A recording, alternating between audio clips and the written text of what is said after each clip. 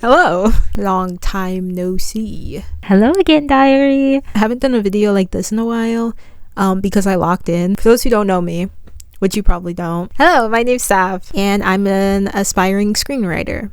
Or I guess a screenwriter now. I don't even know what to say.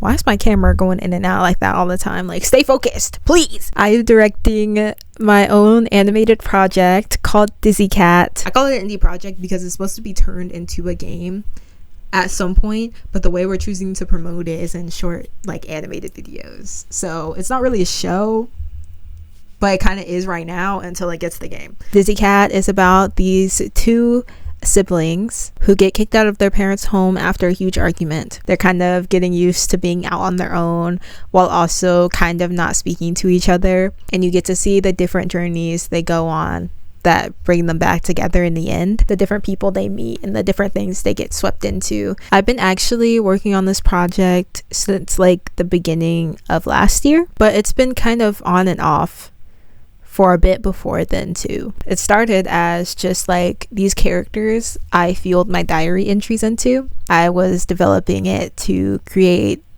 work for my portfolio. So I'd write a bunch of scenes and tiny scripts of like these characters interacting and stuff to like gain experience and to put it on my portfolio. And for a while I was searching to help with like other small projects to be a writer for them, but I just wasn't really finding anything. And if I was, the way they lead things would frustrate me a lot.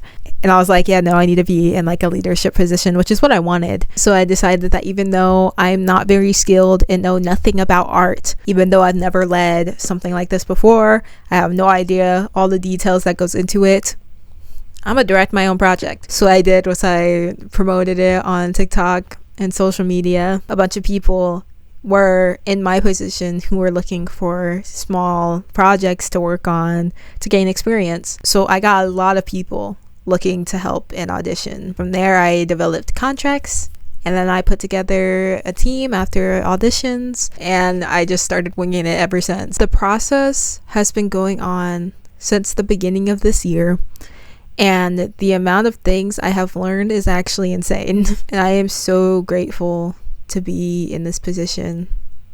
It's really, I know it's like everyone's dream to like have their own, little indie show.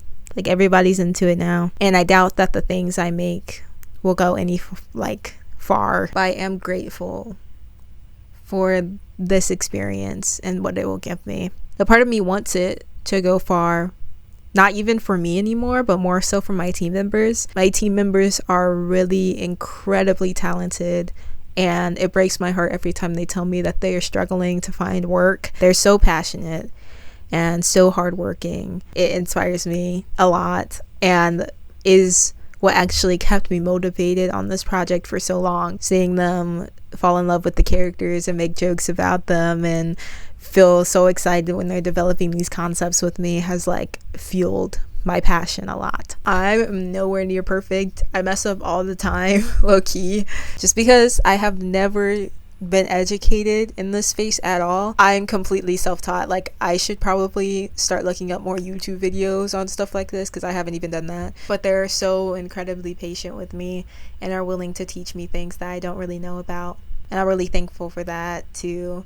When people find out that I'm doing something like this, they look at me and they act like it's like really spectacular, when it really isn't that hard. It's not that difficult, at least not for me. I always knew that I liked to lead things, and I've led things ever since I was like a teenager. Like as soon as I hit 13, I was leading shit, whether it was like friend groups or Discord servers. I held like content creator events for Minecraft streamers at some point. I just loved being in charge because I knew how to make sure everyone felt heard and included and taken care of. And I also just knew how to communicate. You don't know how many like project managers just keep like their team members in the dark like all the time. So when I get praised for like directing or putting together some of these things, I kind of feel like I don't deserve that. I'm not the one like drawing the art. I'm not the one voicing the characters. All I did was type some words on my keyboard, had an idea in my mind, Everyone else is doing the stuff to bring it to life. So I think they deserve a lot more credit than I do. So again, I'm just really thankful to have people who believe in this project with me. I guess I should talk about it a bit more, shouldn't I? So our two main characters are Casper and Tom. Tom is this loud, energetic, outrageous being. He's impulsive, he's a daredevil, he's insane, but he's insanely caring, even if he hates like admitting that. Then we have Casper, who is Tom's younger sibling. They're anxious and reserved. They're an overthinker. They have a deep fear of loneliness, and you wouldn't expect it, but they are easily annoyed. Very easily annoyed. Tom helps balance out Casper's overthinking with his impulsivity. Is that a word? And Casper kind of helps keep Tom grounded with common sense. Over the course of this storyline, they're separated because of the argument that, you know, got them kicked out of their parents' home, which is a secret. I cannot go on that. They spend most of the storyline not talking, and they go on their own adventures until they eventually find their way back to each other. On Tom's side of the story, Tom meets this girl at a club, and her name's Rue. Rue is this party animal, a girl failure. She's miserable, she's edgy, she's been through a lot, and she challenges that side of Tom that's insanely caring, like a lot. And she's just as reckless as he is, so they kind of get into some crazy situations together. It's up to you to choose if they're good or bad for each other. And then on Casper's side of the story, Casper spends most of the time with their best friend Barb. Barb is a girl's girl. She's supportive, she's loving, she's charismatic, she's popular for her looks, and because she's so smart at college, she's Casper's biggest cheerleader. She's madly in love with her boyfriend. Everything's going great for her. She's a great contrast for Casper's like constant impending doom. Casper's always losing their mind, and Barb's always like, girl, let's go get ice cream. This storyline is incredibly inspired by, like I said earlier, it started as my diary entries, so it's very inspired by my life, the people I know, the things I've experienced, and the things I felt. A lot of the things I write are insanely personal to me, but Dizzy Cat I think is pretty up there, so it's crazy that this is the one I chose to promote. But yeah, that's what I've been up to. It's been such a crazy experience seeing the things that were just in my head or just words on paper become things I can see, characters that are moving on screen and characters that other people know about. Getting to see the environment be developed and the kind of music that's going to be used, it's an enchanting experience. It's literally so strange, and it's been my dream for so long. So again, like, I'm really thankful that I'm getting to do this. I've been like documenting the whole process.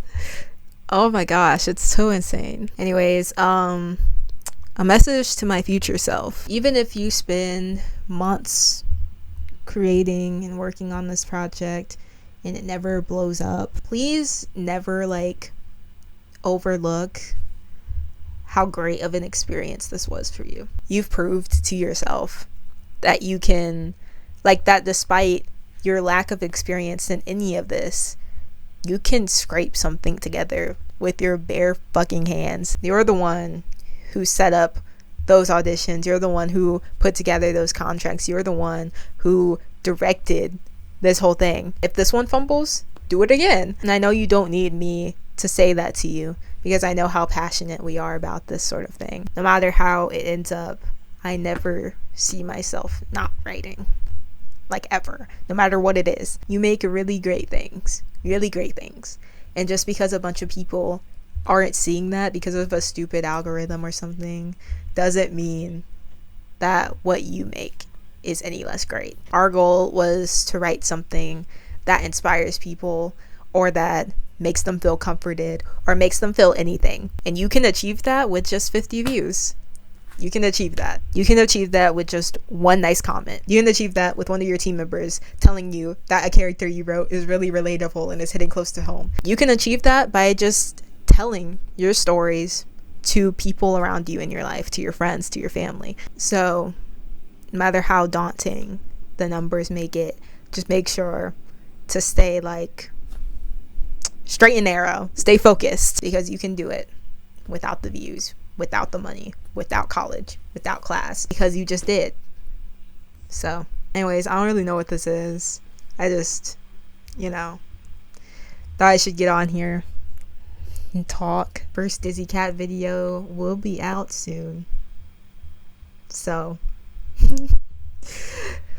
look forward to that. Thank you. Bye.